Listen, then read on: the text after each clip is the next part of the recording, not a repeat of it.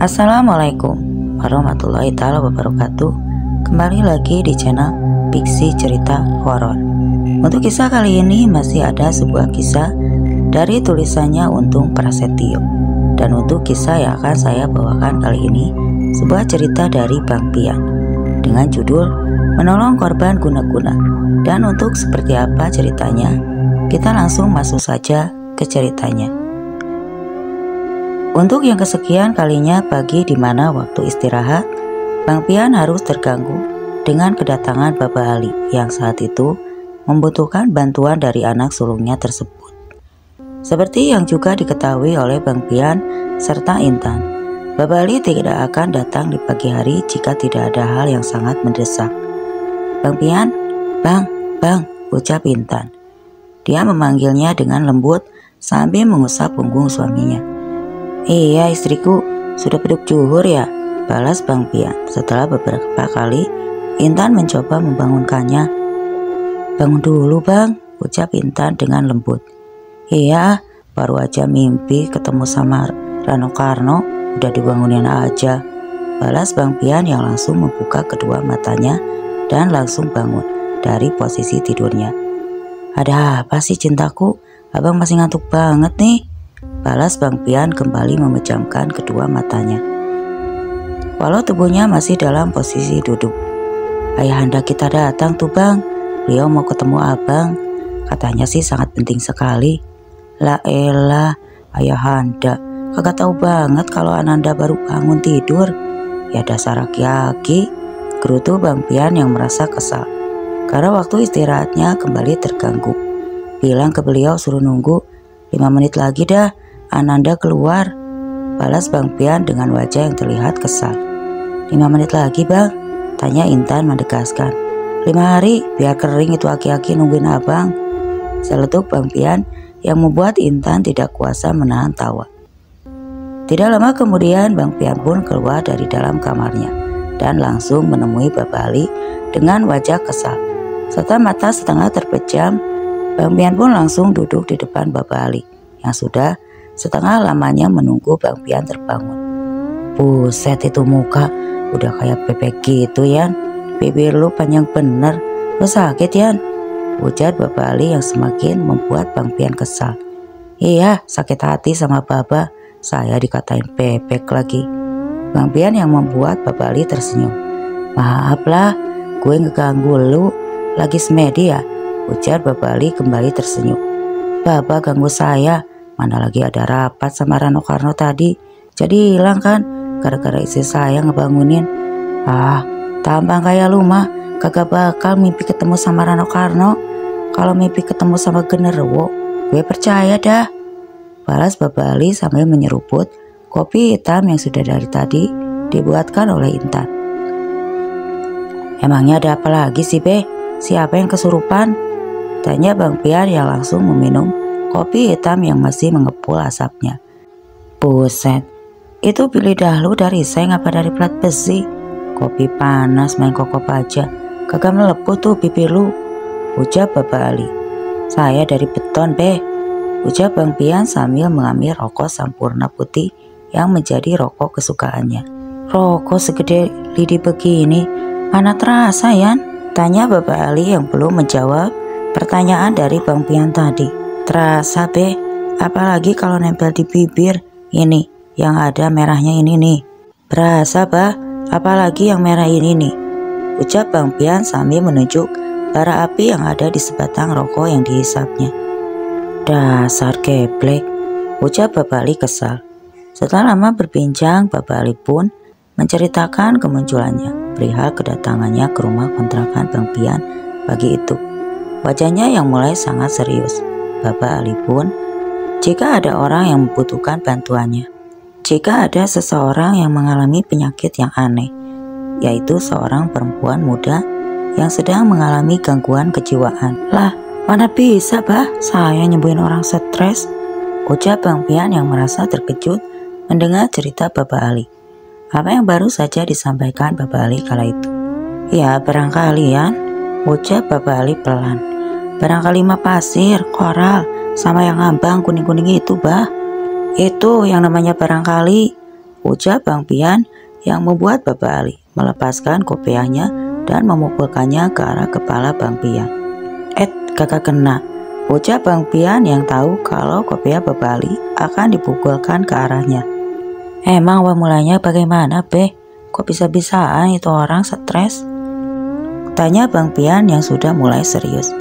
Kata orang pintar yang dimintai buat ngobatin dia, itu perempuan kena guna-guna bekas pacarnya, Yan, ujar Bapak Ali menjelaskan. Bang Pian pun menerawang ke masa lalu, di mana saat itu hubungannya hampir saja bubar karena Intan yang kini menjadi istrinya terkena guna-guna yang sering disebut pelet. Bang Pian yang saat itu sudah mulai hampir menyerah dipaksa Adi untuk terus berusaha mendapatkan hati Intan kembali. Adi yang kala itu memang sudah memiliki kemampuan khusus serta mata batin yang sudah terbuka sempurna. Itu mengajak Bang Pian untuk menyelesaikan masalahnya yang dihadapi di rumah Intan. Dan benar saja apa yang telah dikatakan Adi kala itu. Intan yang jadi sangat membenci Bang Pian ternyata sedang dalam pengaruh jin jahat yang dikirim seorang dukun untuk memutuskan tali kasih Bang Pian dengan Intan. Lah, dia bengong. Jangan bengong. Kemarinan ada kucing. Malu mati tuh karena kebanyakan bengong, seru Bapak Ali yang membuat Bang Pian tersenyum mendengarnya. Emang orang mana yang lagi kena guna-guna, Bah? Tanya Bang Pian yang kini terlihat lebih serius lagi. Gue yakin sih lu kenal juga sama orang ini, balas Bapak Ali yang membuat Bang Pian semakin penasaran. Lah, apa jadi main tebak-tebakan sih, Be? Orang ditanya siapa namanya, mau saya bantu nggak, Be? Seru Bang Pian dengan wajah yang menjadi kesal. Lah, ngegas. Namanya Fitri, Yan. Dia anaknya Pak Slamet yang dulu ngontrak di sebelah rumah itu yang dikontrakannya Pak Acun, ujar Bapak Ali menjelaskan. Oh, si Fitri. Ya Allah, kasihan banget deh. Mana Pak Slametnya udah tua lagi. Dia masih jualan kue semprong, Be? Tanya Bang Pian yang sudah dapat mengetahui siapa yang dimaksud oleh Bapak Ali. Udah kagak, Yan, pabriknya udah tutup. Udah kalah sama kue donat, ujar Bapak Ali. Ngomong-ngomong, lu bisa nggak ngobatin anaknya Pak Slamet? Tanya Bapak Ali memastikan. Insya Allah bisa, Bah, ujar Bang Pian. Tapi lu yakin mau? Soalnya Pak Slamet sekarang tinggalnya jauh, Yan. Jauhan mana sama matahari, Bah? Ujar Bang Pian yang meledek Bapak Ali. Ya, jauhan rumah Mas Slamet lah. Timbal matahari mah deket tuh. No, di sana. Matahari mah deket, no, di Grogol ada Matahari Department Store, ucap Bapak Ali yang berhasil menghindari pertanyaan jebakan dari Bang Pian. Lah, aki-aki dah tuaan ada Matahari di situ, tahu aja, balas Bang Pian yang segera menjauh dari jangkauan tangan Bapak Ali. Lah, bisa aja lu bercandanya, ucap Bapak Ali yang masih memegang kopiah miliknya. Mas Slamet kan sekarang tinggalnya jauh, Yan. Dia tinggal di daerah Wonogiri. Gimana? Lu bisa gak, Yan? Tanya Bapak Ali dengan suara pelan. Kalau bisa, entar gue juga mau ikut, Yan. Gue mau main ke Waduk Gajah Mungkur, Bapak Ali dengan penuh semangat. Lah, aki-aki yang dipikirin jalan-jalannya, sahut Bang Pian kesal. Ya, sembari, Yan. Kan gak apa-apa sambil holiday ke Jawa Tengah. Kemarin kan udah tuh ke Gunung Kidul. Nah, sekarang gantian dah. Sekarang ke Wonogiri. Beberapa hari kemudian Bang Pian yang sudah selesai mengurus jadwal kerjanya dengan meminta beberapa orang temannya untuk menggantikan posisinya sementara waktu. Memulai perjalanannya ke daerah Wonogiri bersama Bapak Ali setelah hampir 14 jam menempuh perjalanan menggunakan bis malam yang disambung dengan angkutan umum pedesaan. Bang Pian dan Bapak Ali pun sampai di tempat Pak Slamet tinggal saat itu. Walau merasa sangat lelah, tapi baik Bang Pian maupun Bapak Ali merasa sangat senang dengan udara segar di pedesaan dan pemandangan hijau perbukitan. Enak kali ya, Yan, tinggal di sini, ujar Bapak Ali yang memandang pandangannya menyisir ke arah depan. Melihat perbukitan dan hijau tersebut. Enak kalau cuma sehari 2 hari, sampai seminggu mah Lama-lama bosan juga, Pak. Orang kita kagak ngerti bahasanya, jawab Bang Pian sambil duduk santai sambil menghisap sebatang rokok. Mana Mas Slamet? Dikata suruh jemput, dia belum nongol juga, gumam Bapak Ali yang merasa mulai bosan. Menunggu 10 menit kemudian, Pak Slamet pun datang dengan motor bebek bututnya bersama seorang anak remaja yang kala itu masih duduk di bangku sekolah menengah atas. Dan setelah berbincang-bincang sejenak, Bang Pian, Bapak Ali, Pak Slamet, dan anak remaja yang bernama Andri mulai meninggalkan tempat di mana Bapak Ali dan Bang Pian menunggu.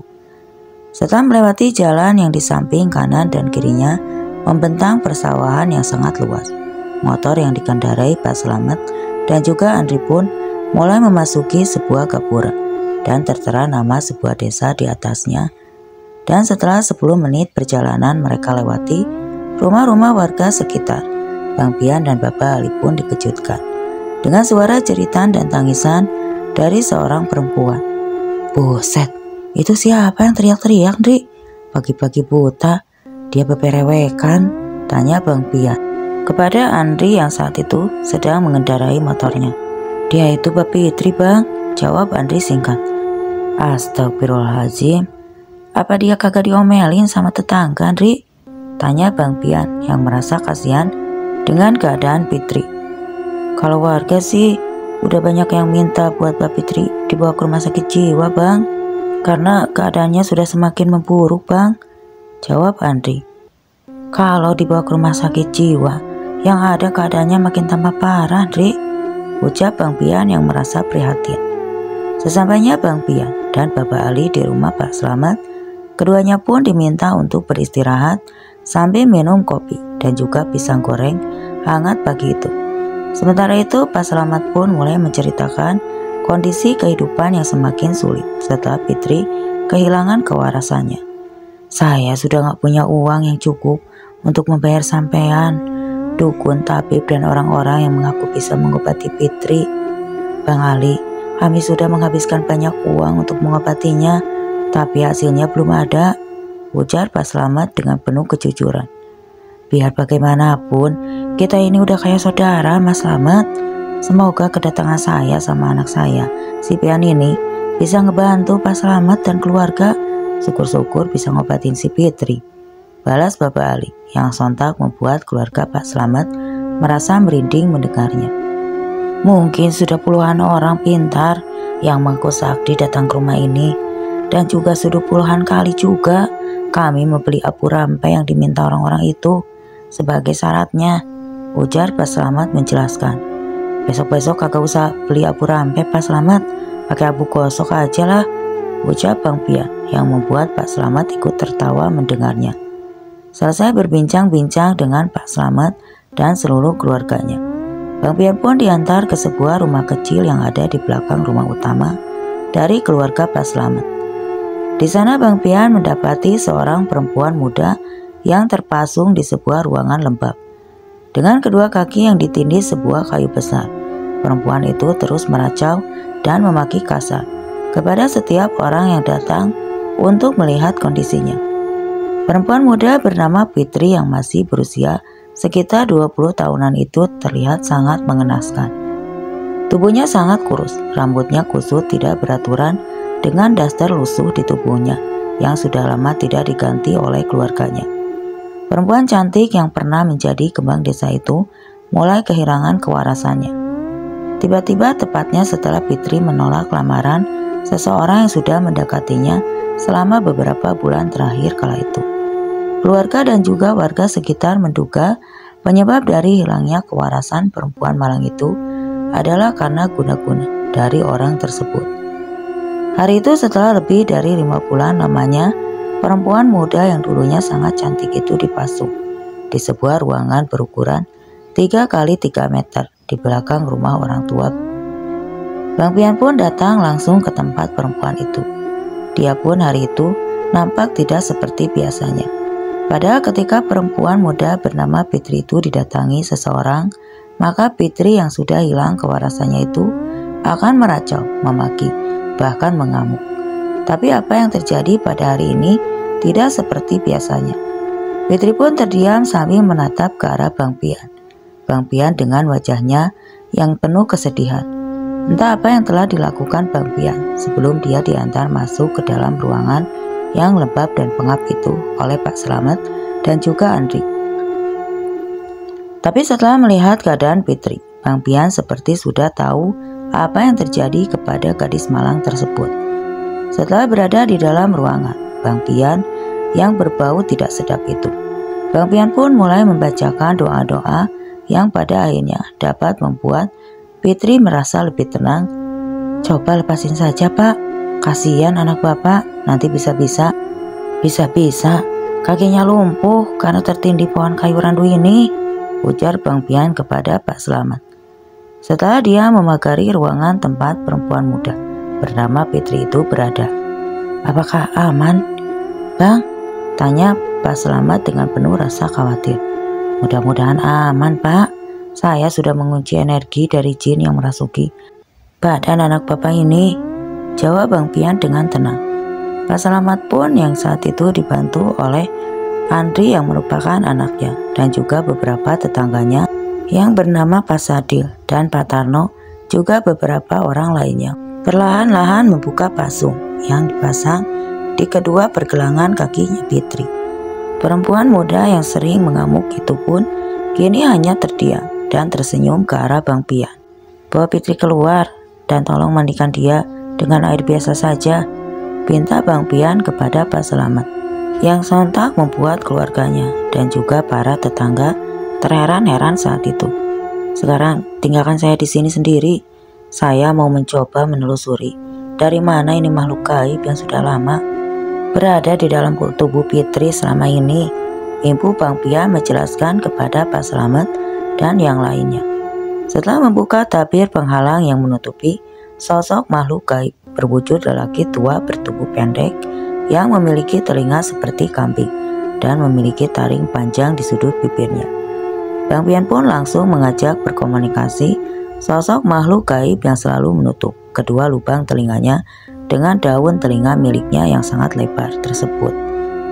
Awalnya Bang Pian hanya menanyakan siapakah orang yang menyuruh makhluk gaib itu untuk menempati raga Fitri tanpa sukma milik Fitri. Tapi karena sosok makhluk gaib menyeramkan itu sangat tidak mendengar apa yang telah dikatakan oleh Bang Pian. Bang Pian pun memanggil sosok golok kembar untuk membantunya. "Jangan pura-pura budek dah, puluhan lu ngomong, gue udah kagak tahan sama ini baunya tempat," ujar Bang Pian yang membuat semua orang yang ada di sana merasa kebingungan. "Lah, pantesan jin kambing ini kagak mau ngomong. Ternyata masih banyak orang-orang," ujar Bang Pian sambil meminta kepada orang-orang yang masih ikut berada di sana untuk pergi meninggalkan tempat itu. Setelah memastikan tidak ada orang-orang lagi, Bang Pian pun langsung memberi kode kepada Wiratungga untuk menghajar sosok makhluk gaib yang selama ini berada di dalam tubuh Fitri. Dan setelah mendapatkan beberapa kali hantaman dari energi besar milik Wiratungga, sang golok kembar, makhluk gaib bertelinga panjang dan lebar itu pun mau berbicara tentang siapa yang sesungguhnya. "Aku hanya makhluk suruhan, Den. Tolong lepaskan aku. Jangan kau musnahkan aku," ujar sosok makhluk gaib bertubuh pendek tersebut. "Siapa namamu dan siapa yang menyuruhmu?" tanya Bang Pian dengan tegas. "Nama aku Kemama Abang, Den. Aku adalah Cirin pesuruh dari seorang dukun sakti yang juga memiliki jin-jin perwangan lainnya dan juga memiliki kesaktian tinggi," jawab sosok jin bernama Kemama Abang tersebut. "Lalu selain dukun sakti yang mengirimmu masuk ke dalam tubuh perempuan itu, adakah hal lain yang kau tahu?" tanya Bang Pian lagi. "Aku menempati tubuh gadis itu ketika dia dalam keadaan sudah kosong, atau dengan kata lain, sukmanya telah diambil oleh makhluk lain, Den," balas sosok makhluk gaib tersebut.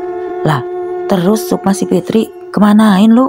Jangan bohong lu sama gua ya, gue cincang habis lu pakai golok gua," ujar Bang Pian serasa memberikan kode kepada Wiratungga untuk merubah kembali menjadi golok kembar. Sementara itu di luar rumah Pak Slamet, Bapak Ali yang mendengar Bang Pian terus menggerutu sendirian di dalam rumah kecil tempat Fitri dipasung pun mulai merasa khawatir. Pasalnya Baba Ali belum pernah mendapati Bang Pian melakukan hal seperti itu sebelumnya. "Waduh, gantian anak gua yang gila," ujar Baba Ali yang perlahan berjalan mendekati rumah kecil di mana Bang Pian berada. Pak Slamet pun berjalan di belakang Baba Ali pun merasa sangat khawatir dengan apa yang terjadi kepada Bang Pian saat itu. Mau tidak mau, keduanya pun meneriaki Bang Pian untuk memintanya keluar dari tempat itu. "Woi Yan, lo ngomong sama siapa sih? Bisa berabe urusannya kalau ikutan PA. Mana udah geblek lagi dari lahir," seru Baba Ali yang terdengar sangat jelas oleh Bang Pian. "Noh, gara-gara ini nih gue dikatain gila sama bokap gue potong-potong juga lo," seru Bang Pian dari ruangan kecil tersebut. "Waduh, siapa dia yang mau dipotong-potong itu?" ujar Baba Ali kepada Mas Slamet. "Ya udah deh, buruan deh Mas Slamet masuk," ujar Baba Ali sambil mendorong tubuh kurus Pak Slamet untuk masuk ke ruangan pengap tersebut. "Ini saya kagak ngapa-apa, Bah. Saya lagi interogasi Jin Boncel nih. Baba sama Pak Slamet jangan kemari dah. Memangnya mau kalau Jin Boncel ini masuk ke badan Baba atau Pak Slamet?" ujar Bang Pian yang membuat Pak Slamet mengurungkan niatnya untuk masuk ke dalam ruangan tersebut. "Muka gile itu si Pian, Jin pakai diinterogasi segala. Bisa-bisanya emang tuh anak," ujar Baba Ali yang langsung menarik lengan Pak Slamet dan mengajaknya menjauh dari mana tempat Bang Pian berada. "Wah, si Pian udah sakti sekarang ya Baba Ali, karena saya baru pertama kali ngeliat si Fitri diam kalau diobati. Biasanya dia tuh akan mengamuk dan memaki orang-orang yang mendekatinya," ujar Pak Slamet menceritakan semua itu. "Ya semua itu makan semata kuasa Allah Pak Slamet. Kita orang mah kagak bisa apa-apa. Ya emang si Pian tuh tahu syariat-syariat sama doa-doa yang kita kagak paham," ujar Baba Ali menjelaskan. "Mohon sama Allah Subhanahu wa Ta'ala Pak Slamet buat kesembuhan si Fitri. Jangan terlalu mengagungkan si Pian. Dia mah cuma bocah geblek yang kagak bisa ngapa-ngapa," ibu Baba Ali yang menasihati Pak Slamet. Bang Pian yang masih berada di dalam ruangan kecil yang lembab juga berbau tidak sedap itu terus menanyakan di mana Sukma Fitri berada saat ini. "Kalau Raden tidak mempercayaiku, datanglah ke rumah dukun yang menyuruhku. Dia tinggal di sebuah daerah yang bernama Pringmati. Aku yakin dengan kemampuan Raden yang sangat hebat ini, Raden bisa mencari tahu lebih jelas lagi tentang apa yang terjadi kepada perempuan kosong tanpa jiwa itu," ucap sosok makhluk gaib yang bernama Kemama Abang dengan yakin. "Apa kau akan memberitahuku di mana tempat dukun itu tinggal?" tanya Wiratungga yang telah kembali ke wujud manusia dengan tegas kala itu. "Aku akan mengantarmu ke sana Raden, karena lebih baik aku menjadi pengabdi Raden. Aku yakin kau dapat menuntunku menuju jalan kebaikan," jawab Kemama Abang dengan pasrah. "Bisa-bisanya lu mau ngerayu gue. Pokoknya gue minta lu anterin gue deh ke rumah dukun itu. Kalau urusan ini mah udah kelar, lu bebas buat pergi kemana saja, asal jangan ngikutin gua," balas Bang Pian dengan tegas. "Kalau memang selalu bermulut manis ke Mama Abang, kau tidak punya ubahnya jin serta siluman jahat yang terus berusaha menyesatkan manusia," saut Wiratungga sambil tersenyum. "Aku berkata yang sebenarnya Raden, karena aku lelah hanya menjadi suruhan dan terus dipaksa berbuat jahat. Kalau kau tidak percaya, aku akan menunjukkan kelemahanku yang ada di ubun-ubun kepalaku Raden. Jika aku menipumu atau menyesatkanmu, kau bisa langsung membakarku dengan senjata pusakamu," ujar Kemama Abang sambil mendudukkan kepalanya. Setelah mendapatkan informasi dari sosok makhluk gaib yang bernama Kemama Abang itu, Bang Pian pun lalu keluar dari dalam ruangan lembab tempat keluarga Pak Slamet menyimpan tubuh Fitri. Bang Pian pun lalu meminta kepada Pak Slamet untuk membawanya kembali menemui Fitri yang kini sudah terlihat lebih baik dari sebelumnya. Walau tatapan mata Fitri masih terlihat kosong dan hampa, Tapi kini wajah Fitri tidak lagi terlihat pucat seperti sebelumnya. Saya akan memagari tubuh Fitri agar tidak dimasuki sosok-sosok jin yang dikirim oleh seseorang untuk menguasai tubuh Fitri, ujar Bang Pian kepada Pak Slamet dan juga keluarganya.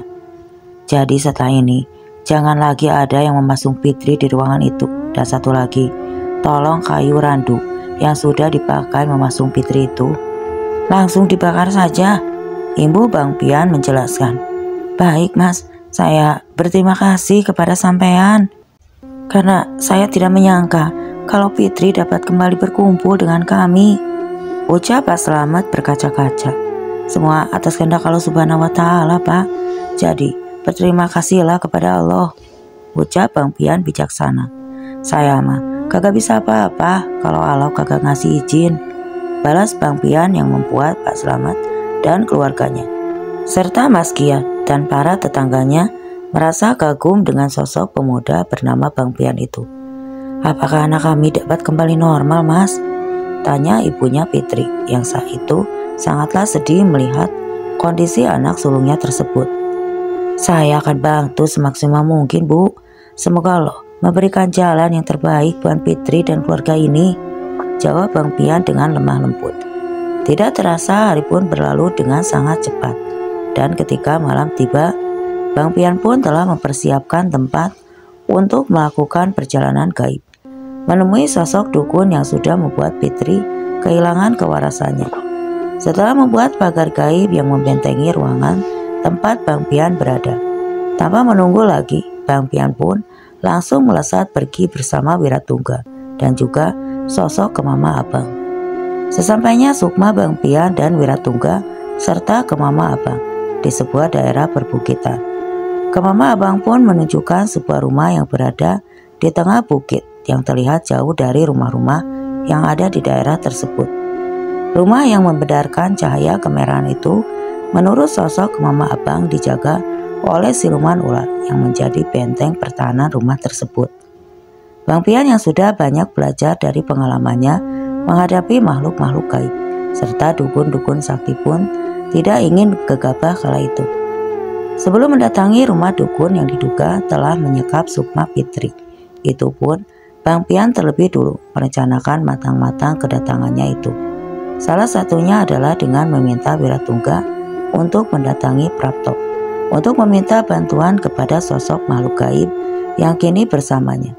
Walaupun awalnya hanya sosok Jayawesa yang diminta bantuan oleh Wiratungga, tapi dengan senang hati. Akhirnya Prapto pun ikut aksi dengan Bang Pian malam itu. Alhamdulillah, lo mau ikut juga toh, ucap Bang Pian yang menyambut sahabatnya itu. Alhamdulillah Bang, mana mungkin saya hanya berdiam diri, sedangkan sahabat saya sedang bertempur mati-matian, balas Prapto yang terlihat memiliki energi lebih besar dari sebelumnya kala itu. Bisa saja lu mangkok cap ayam, celetuk Bang Pian meledek Prapto. Dasar wong kentir, balas Prapto sambil tersenyum. Nah, kita masuk ke mode seriusan nih ya, ujar Bang Pian yang mencoba menjelaskan rencananya. Noh, lu lihat rumah itu kan Tok? Rumah itu ada yang jaga, kata Mbah Kemamang yang berdiri di sampingnya. Sirah rumah itu dijaga sama siluman ular.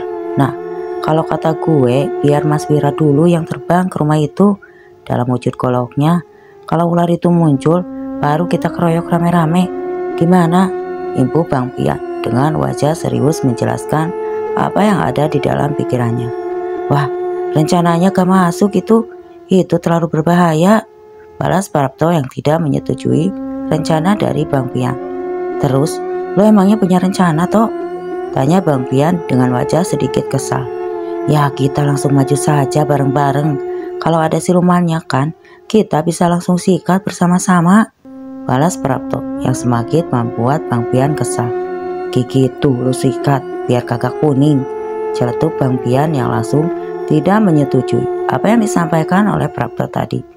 Tapi ketika Bang Pian dan Prapto masih berdebat, sosok Kemama Abang dan juga sosok Wiratungga serta Jayawasesa langsung melesat ke rumah yang memendarkan cahaya kemerahan itu.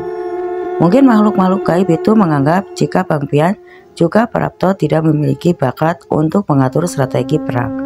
Lah, dia udah pada mabur, seru Bang Pian yang langsung mengikuti ketiga makhluk gaib tersebut yang sudah melesat terlebih dahulu ke rumah sang dukun. Benturan energi besar pun langsung terjadi ketika Wiratungga, Jaya Wasesa serta Kemama Abang menyentuh dinding gaib yang melindungi rumah dukun sakti tersebut. Dan setelah suara dentuman keras itu terdengar, muncullah sosok ular raksasa yang melingkari rumah yang berbentuk bangunan joglo itu. Ular berwarna putih kehitaman sebesar pohon kelapa itu menatap tajam ke arah Bang Pian dan Prapto serta Wiratungga, Jaya Wasesa dan sosok Kemama Abang. Tapi setelah telah mengetahui kelemahan dari makhluk gaib yang terlihat sangat mengerikan itu, Wiratungga pun langsung merubah wujudnya menjadi sebuah golok panjang yang memandarkan cahaya kebiruan. "Lemparkan aku sekuat tenagamu ke arah mata dari ular raksasa itu, Raden," ujar Wiratungga yang kini telah berwujud golok tersebut. "Oke siap, gue paham dah," sambut Bang Pian yang seolah mengerti maksud dari Wiratungga.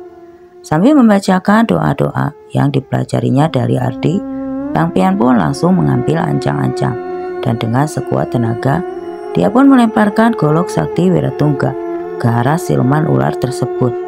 Hal yang sama pun dilakukan oleh Prapto.